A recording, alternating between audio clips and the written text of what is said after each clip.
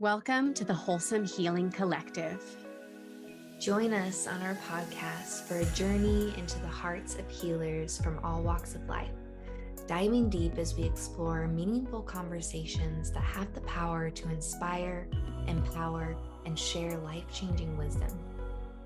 Through this community, we hope to create a welcoming environment where our listeners leave feeling nurtured and uplifted. We are so delighted you are here.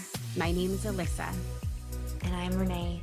Grab a drink, get cozy, and let's dive in. Hello, everyone, and welcome to another episode of the Wholesome Healing Collective podcast. Renee and Alyssa here with you today, and we have a little bit of a recap planned, just reflecting on the lovely conversation that we had with Cha last week, and then also a little fun Q&A that we thought we would share, just asking each other some questions and having a conversation around what feels alive in our lives and in the field, and we'll see what comes up from that. Yeah, we've had a couple guests on recently, and we have a couple more planned for the coming weeks. So it's kind of nice just to settle into this moment and not have any like pressures or demands or whatever. Yeah. It's just you and me, and it feels good. It's where it all started. But I do love interviewing new people and getting to know new people and their interests and their modalities. It's been really fun.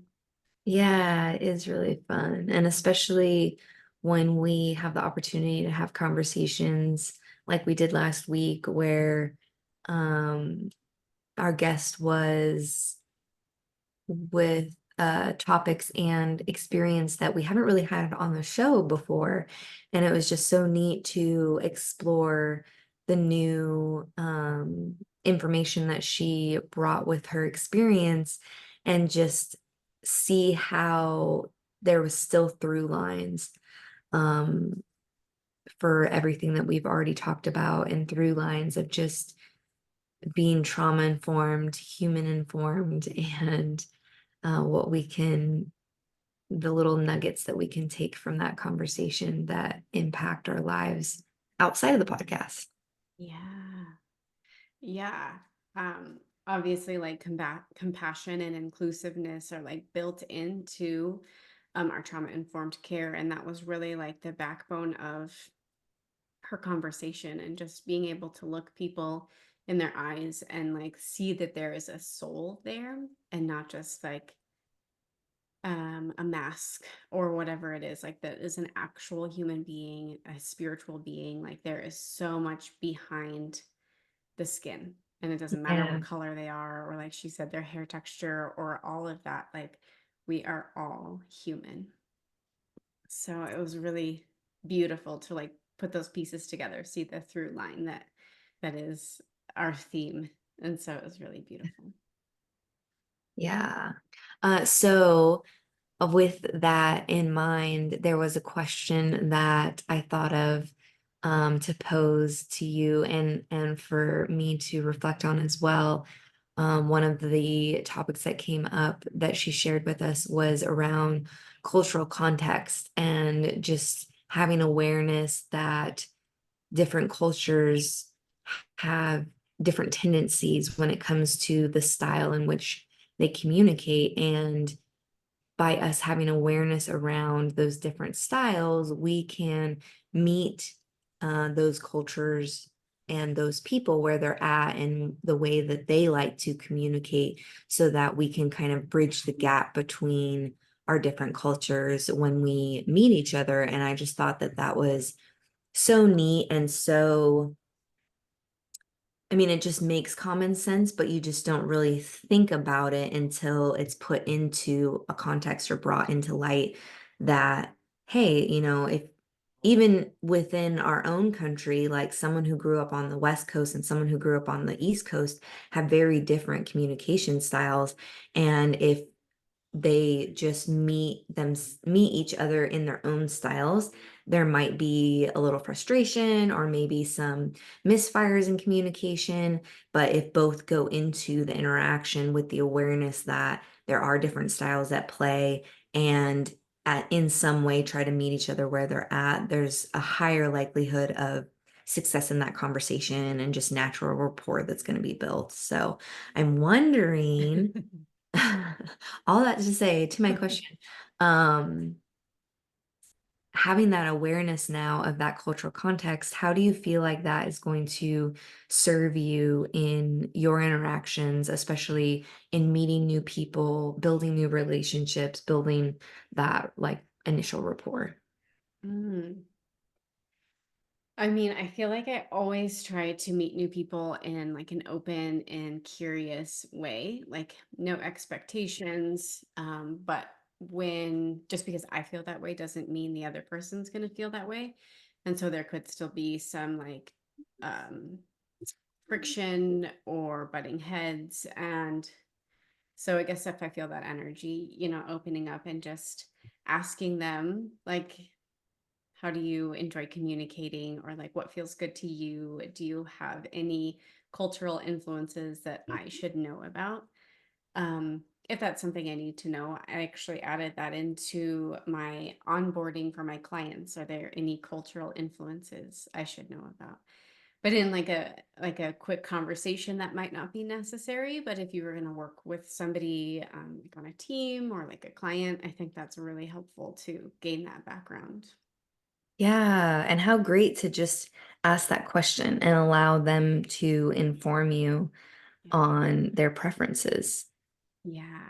I bet that is something that not a whole lot of people get asked. Hmm. Yeah, and that's from the Decolonized Coach course I'm taking with Emily and Brandt. So I didn't just like think of that on my own. It was definitely from her recommendation from her.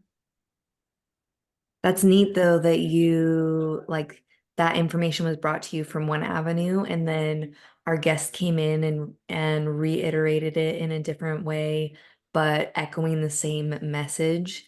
And it just whenever stuff like that happens, it just feels like the universe is like, yes, this is how we should interact with each other, and just presenting that information in multiple ways is always my like trigger to myself of like, oh, pay attention to this. The universe is telling you multiple times.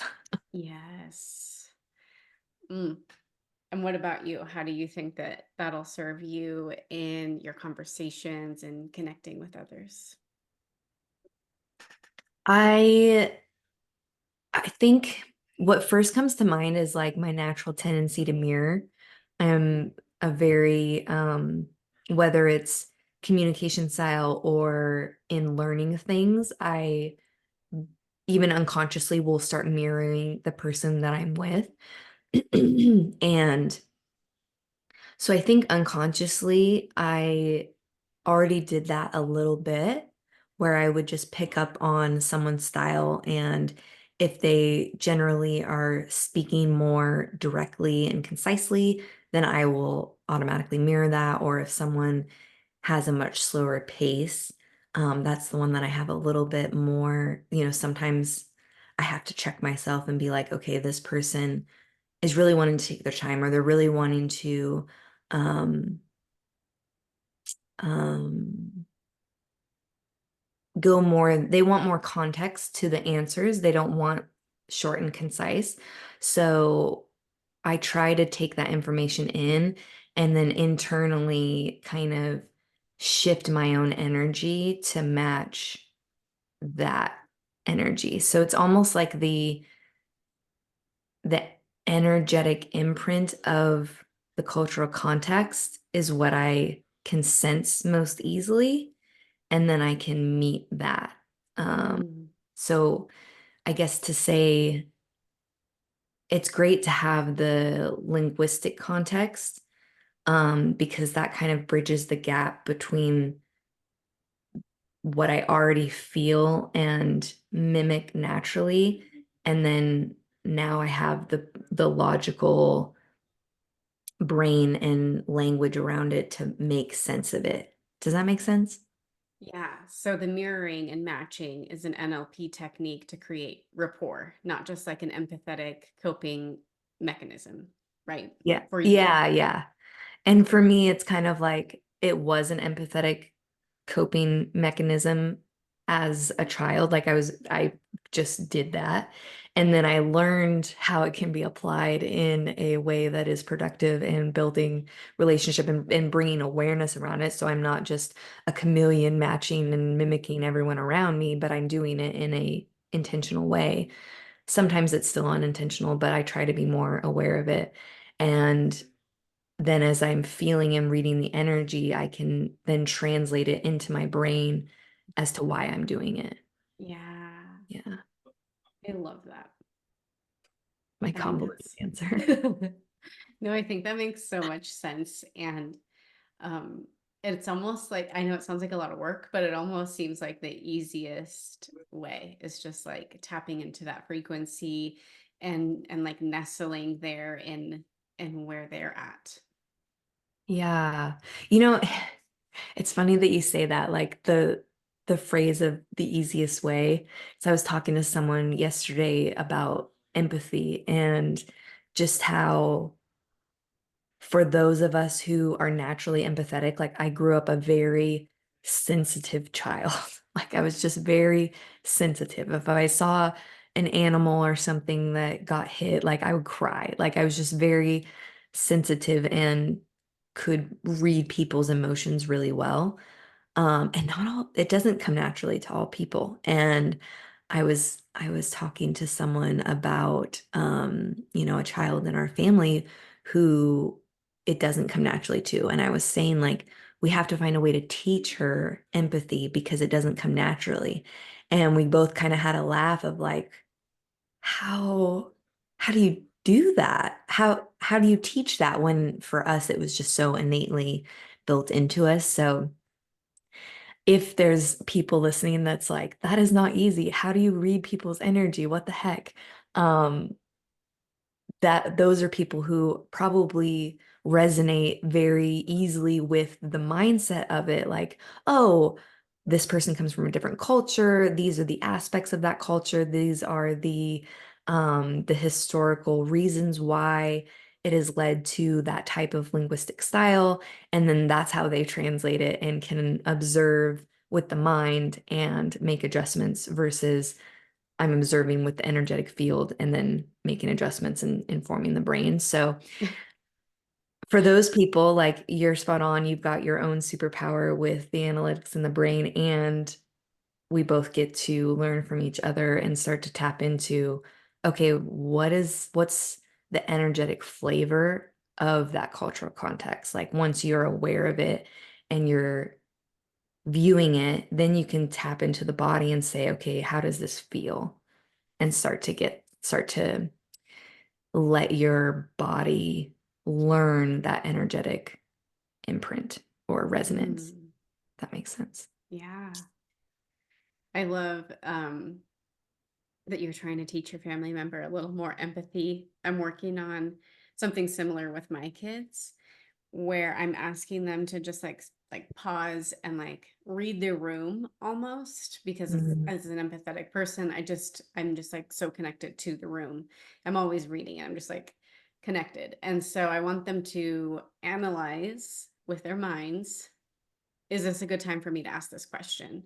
Like, are we in the middle of like rushing around? I'm doing the dishes because I've got to do this and then do this so we can do that. Like, that's not a good time to ask me a question that has no like significance.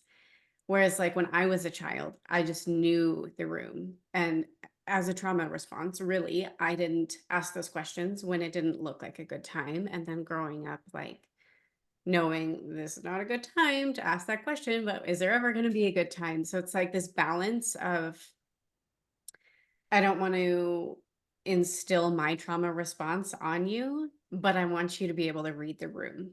You know, Yeah, it's like this delicate balance. totally. Yeah.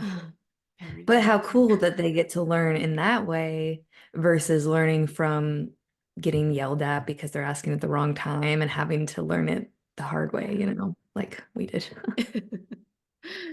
Yeah. Yeah. Oh. So, how are you?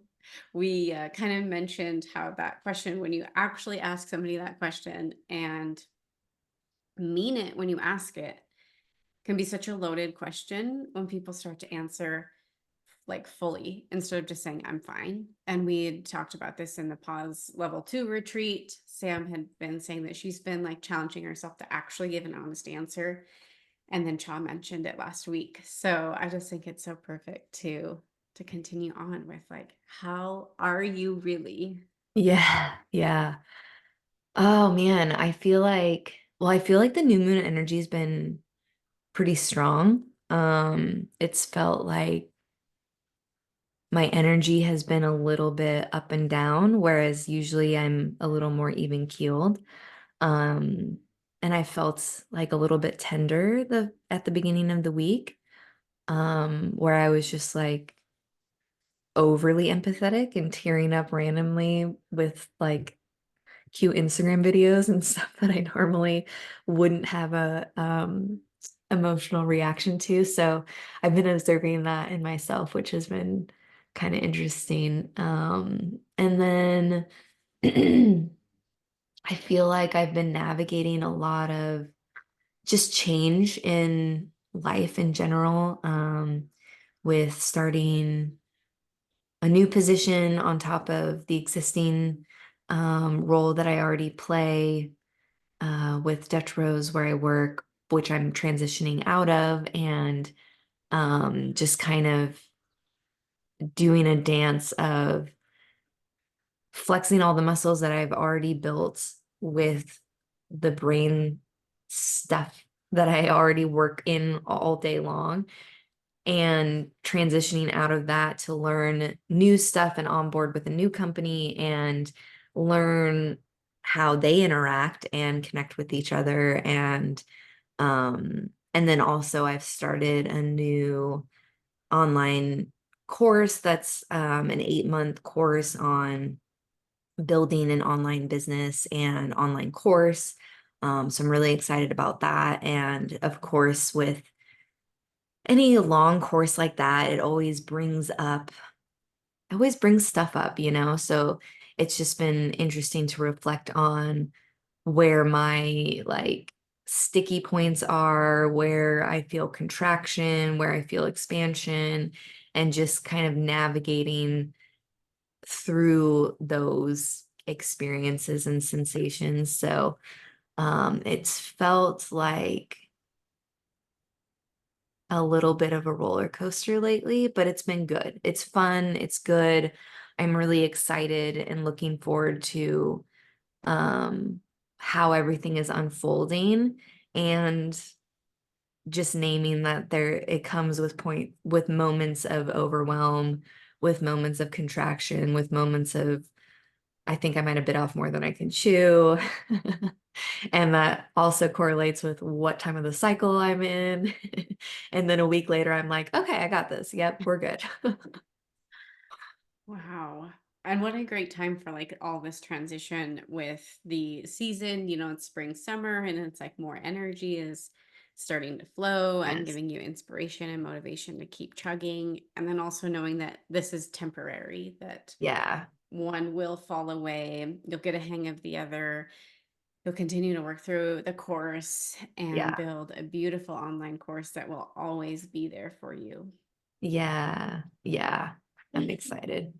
And I'm so glad that this is all happening with the transition of the seasons. Like, it couldn't have been any other way. I know that it was just divinely orchestrated like that. Because I'm like, I couldn't have done this in the winter. Yeah. I did not have this energy in the winter. So it's just, yeah, it's beautiful how it's all unfolding. Mm, I love that. So, what about you? How are you? How am I? Well, in this moment, I feel kind of crappy because a migraine started to come on. So like a little nauseous and a little head pain. But I'm gonna work through that. I too felt like a lot of the emotions with the new moon. I don't know if it was the moon or if there are other planets at play causing that emotionality, because I definitely felt tearing up, crying at reels. Like, Yeah. how silly. Um, and I do feel a lot more inspiration and motivation coming Mm. with this cycle and season, and it feels really good. I've been busy with the puppies. We've done 5 weeks of training with them, so we just have one more, but I'm pretty sure I will be training my boy for the rest of his life. So, in Good thing case you're I, starting young. mhm. In case I haven't mentioned, he's a Belgian Malinois Dutch Shepherd. It's so very high energy, loves to work, loves to perform. And he just really enjoys his training sessions. Like, I can tell he's so happy to be there and be Oh, like engaged with and get the constant treats. Um, so I'll have to look for something to get him in next, like an, I guess, obedience and then advanced obedience. And then we'll just keep going from there because he just loves to work. oh, well, that's good. At least it's like a positive time for him. And he's not like, oh, get me out of this leash and I don't want to be here. No. And he's so high energy that he's kept me active. So I've been doing a lot more walks and playing at the park with him. And then, we're gearing up for hiking season where he'll be able to go on longer hikes, and that'll be great to motivate me. Yeah, Yeah. animals are good at that. Yeah, my adventure buddy, my workout buddy. I'm gonna teach him to do box jumps. Nice. I It's gonna love be it. great. So, what Um, are you most excited about right now? so I'm starting a nonprofit, and this probably goes into both questions here, but I'm very excited about it. Um, Speaking of the astrology energy, we had the eclipses, the Mercury retrograde, and through that whole process, well, let's just take it all the way back to the beginning of the year when I pulled those 10 cards and we did an episode about it. And my theme for the year was the initiation and going on the priestess path. And I really felt called to like open some kind of house of worship, a sanctuary. I didn't know how to make that happen because there's no one religion that I follow. I don't even like the rules and regulations that you have to be in a religion. So that didn't feel quite right.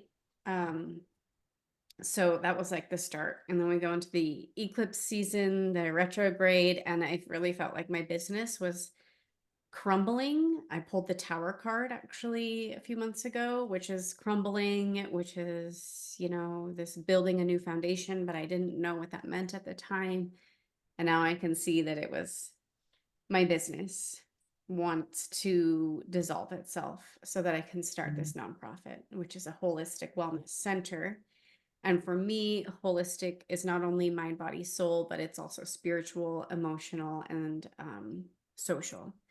Those wellnesses, those three, not everybody really taps into. Most people just talk about mental wellness or physical wellness instead of the whole picture. Yeah. And so with the spiritual and the soul, I really feel like that's where that house of worship and sanctuary can come through. And there won't need to be rules and regulations because it's not a church. Um, and then obviously, I'm already a holistic wellness provider. And so it just really brings everything that I'm already passionate about together. So Tuesday with the new moon energy, I filed the articles of incorporation with the state, and we'll just be trucking along on that process to bring it to life. Amazing. Yeah, I'm excited for you. thank you. And I'll tell you more when you ask me the next question. But what are you most excited about right now? I mm, feel like there's a lot of seeds that have been planted that are coming to fruition, or I can see, down the path where they're coming to fruition. And the first thing that came to mind when you brought that question up was actually, um, I was surprised that this came to mind, but so I'm planning a rite of passage ceremony for myself. And we've talked about ceremony a few times over the past year and just how we're bringing the kind of lost art of ceremony into our lives in different ways. And um, as I'm concluding this chapter with the company that I've worked for more than a decade and transitioning into a new chapter of entrepreneurship and really pouring into what I can offer to people in an impactful way, in a healing way. And I've been studying Reiki. And so the rite of passage ceremony that I'm kind of planning is going to be a a combination of receiving my master Reiki attunement and taking a few days to learn, receive the attunement, integrate the attunement, have a breathwork session with an amazing facilitator that lives close by, and having kind of a whole week that's going to be the transition from when I leave my other job and then move into this new chapter of my life. I'm going to plan it around my birthday, so it'll also be around that time of the year where we're just reflecting on the journey around the sun and all of that. So it feels really special. And as I've been feeling into it and planning it, just kind of like low key planning it in my mind, or manifesting it, it's Mhm. just started to feel more and more special. And originally I'd planned it in July because I thought that was going to be my transition time, but I'm staying on in my role for a few more months. So now I'm planning it around my birthday, and it feels like something is brewing for that month that I don't really know yet. Like I Mm. like I know because I'm planning this time, and I know and trust there's a reason why all of this is moving to October versus July. And so there's curiosity building in me as to why that time of the year, why is this the time that's going to be the transition time? And yeah, there's like a soul excitement as to what's going to unfold because it feels like it's been a long time coming. And it's been something that, these seeds have been planted for some time now. And that's going to be the time where I really get to pour into growing and Mm. um, kind of receiving the fruits of those labors in a new way. I've been receiving them, of course, throughout this whole journey, but it just feels like something is brewing that I feel energetically, but I don't know exactly what it is. So it's Yeah. exciting. I'm feeling like this harvest energy with the Mhm. Samhain time of year, which is the end of October. Like, That's true. That is like the oh, harvest time of year. In just, Oregon, we call it Croptober because so much is um coming into harvest. oh my gosh. I'm so excited for you. That sounds magical. Mm. Yeah, it feels like a magical time to be alive. I know there's probably people out there that will cringe if they hear that, just because there's so many places in the world where unfortunately people don't have maybe the opportunity, space, or access to feel that magic, but there's always magic to be felt if we can tune into it. Mm. Yeah. And even like finding the smallest piece of magic, Like Yeah. if your world feels so dark or it is so dark, in like Palestine, like what is one thing we can do to find magic in one moment of your day, or if you have the opportunity in each and every moment of your day. Yeah. Even like listening to your heartbeat and then feeling your heartbeat through your whole body, to me, that's magic. Yeah. And we And all it's have access to that. it's those micro moments that build up into the greater impact. Yeah. Hmm. Good stuff. Okay, one more question for you. And this is going to be a little bit of a detour from what we were talking about. So just naming that we're switching gears.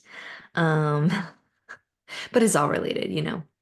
And I feel like also this question kind of relates to being able to tune into the magic, right? Because we can't tune into the magic if we don't have safety established. So I'm curious what your favorite ways are to establish safety within yourself so that you can tune into the other energies that are here, the magic, the abundance, the love, and or what are your favorite ways to help others establish safety for themselves?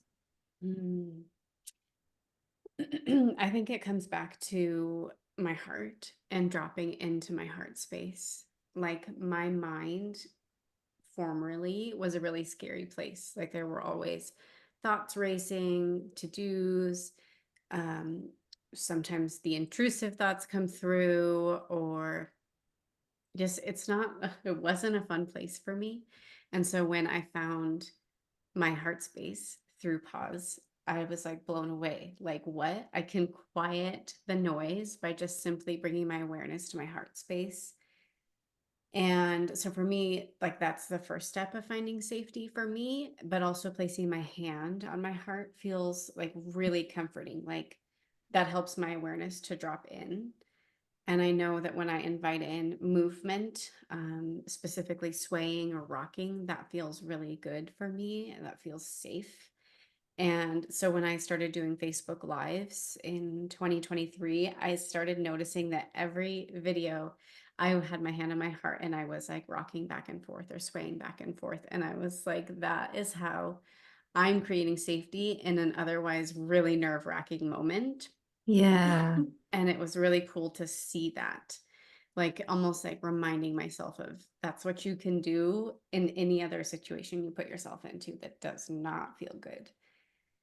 Um, and so in my client sessions, I take them through a safety meditation before we ever really get started, showing them the 4 stages of safety. So emotional, physical, external, like maybe a person or a place, and then the witness aspect, which to me is like a spiritual form of safety. And how can you rest in the universe having your back? So, like those 4 stages, a beautiful like visualization, embodiment, meditation, so that they find that safety point. Because even though mine is my heart space, theirs might be their root, or it might be a memory of their bed or a person or the mountains, or it might just be finding safety in God.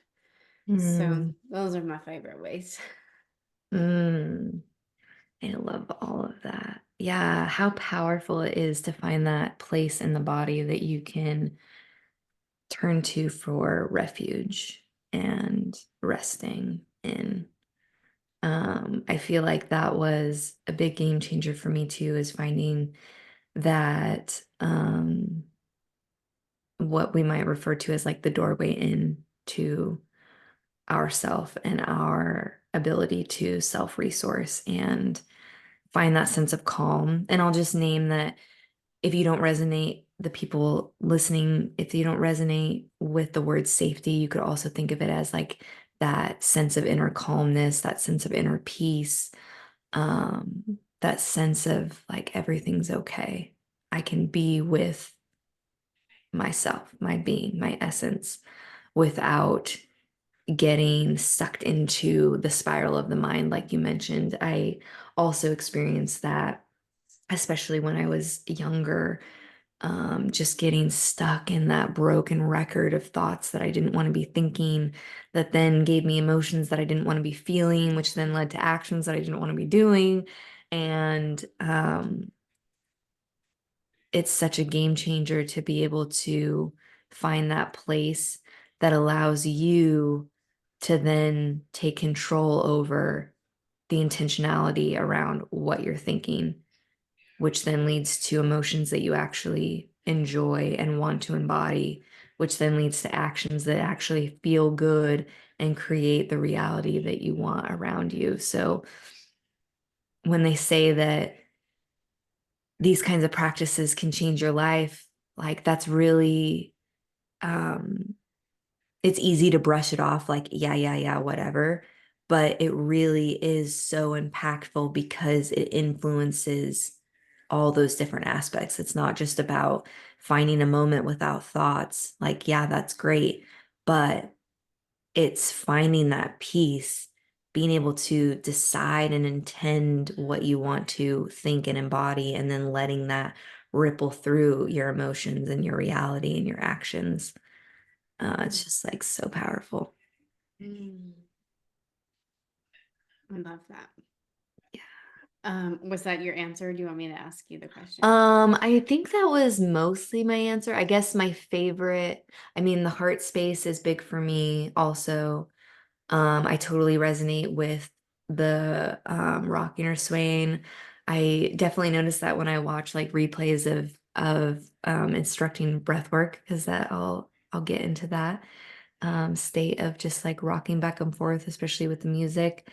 Um, and then breath work has been really big for me because I know that there's been so many times where even after I had that access to the heart, that if I try to just go right into that place, sometimes I just pop back up into my mind over and Mm, over and over. And it feels like this little bit of a battle to stay in my heart space and feel the energy that I want to embody. So breath work has been a wonderful way to give my brain a focal point, give my body a way to move energy and move those thoughts out, clear what's in my mind, and then I can rest in my heart space and have a sense of being more clear and more connected. mm, I love that. I just was Mm. bombarded with a thought from when we did a podcast a couple of weeks ago and your hair was crimped and I was like telling you I loved it. And you're like, yeah, I only had time, so I just did half of it. And I literally said the front half. Like, who would do that? And like the top of your hair was pulled up. So clearly it's the bottom half. Like, how I silly. don't even remember that, but that's funny. Maybe I would do that. Maybe I would do just the front half.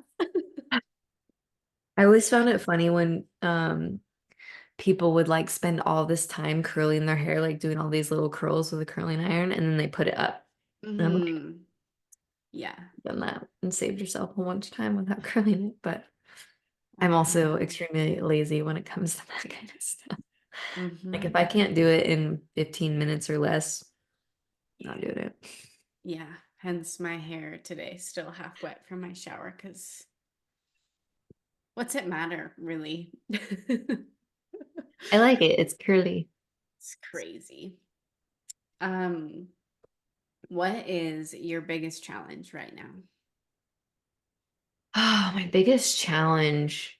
I've really been finding myself challenged with toggling between things, and engaging on a higher level than I'm used to. So, like I mentioned, I've got the course that I'm in, my 9 to 5, my second job, my personal endeavors, and so I'm finding myself, the days are longer, so they're fuller. I'm switching, and I don't have a schedule that's necessarily like I spend Tuesday, Thursday on this and Monday, Wednesday on that. It's just like all day long. I'm switching and toggling.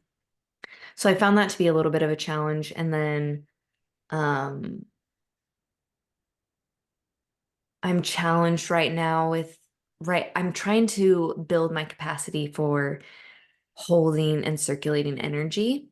And Mhm. so I found myself a little bit challenged in that, just having some conditioning around um I think it's because it took me so long to come to a place of finding inner peace, being able to still myself, my energy, my mind, and take those pauses that I've swung the pendulum a little bit too far, to the point where now I'm spending a lot of time in stillness and in silence and in that peaceful place, which feels great. And with the change of the season, I feel a, I'm being drawn to generate more energy and to move more. And I'm in this place where it feels challenging to shift my energy out of that more like wintry, hibernating energy and into that go mode, and then trusting myself that when I need to rest and find peace, that I will do that. And that I'm not going to burn myself out by embracing the energy, letting it flow, letting myself stretch my boundaries of capacity with energy. Um, So I feel the shifts happening, but it feels like there's still this lingering transition that I'm not quite into the new season and chapter that I'm moving into. Mm. Yeah. I'm wondering if there's like a titration there, like how the flowers Yeah. are under the dirt and then they reach up and it takes a little while before they ever fully bloom.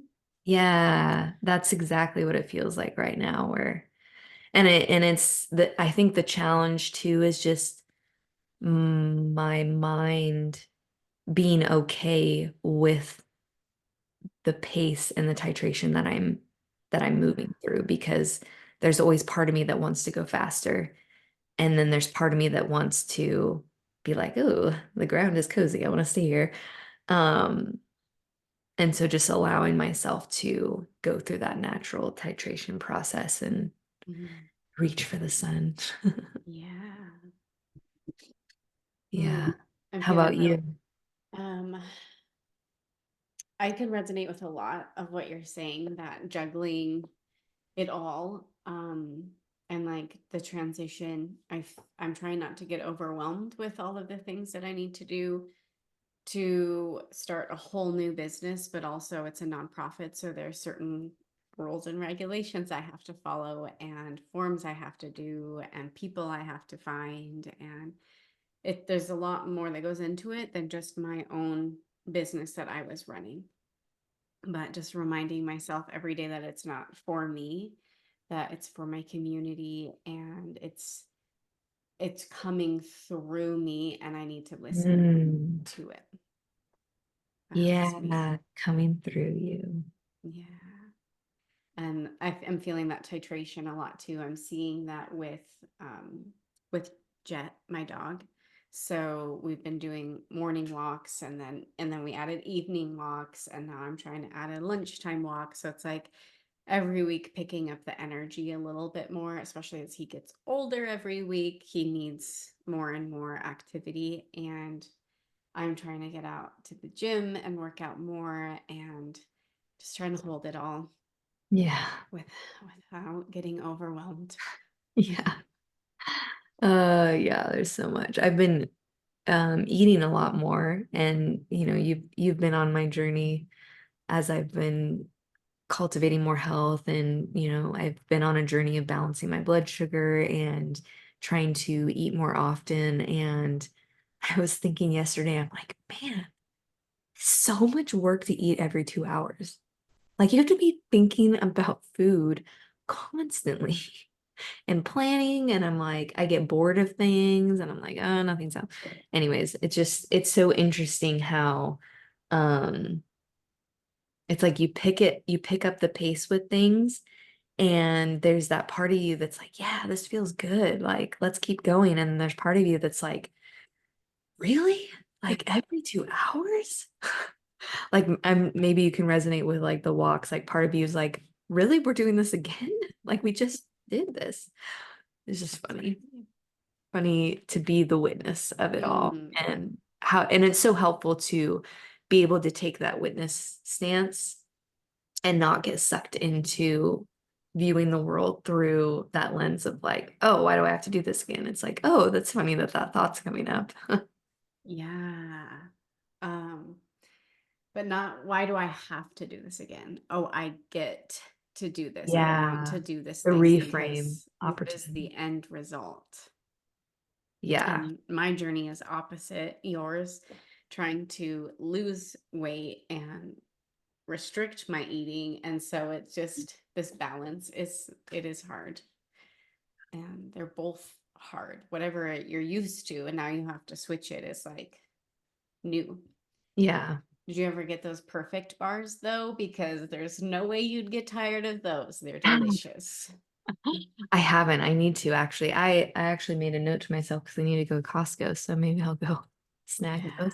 The seriously. ones I was buying some online, different ones, and I loved them, but they changed their recipe and now they're sweetening them with stevia instead of monk fruit, and the monk fruit was so much better. So, Mm, anyways, that's off topic. that's okay. So this was juicy. It was fun to catch up. Yeah, always always nice to chit chat and share it with the world. Yes. And to our audience, if you have anything you'd like to share, any challenges you'd like to be seen in, anything that is exciting to you in this moment that you'd like to share, we would love for you to comment below. Like and subscribe this video, subscribe to our channel. And then we're also on Instagram. We posted a new page a couple months ago at wholesome.healing.collective. We'd love for you to follow along. Amazing. We hope that you have a beautiful rest of the day, and we'll see you again next time.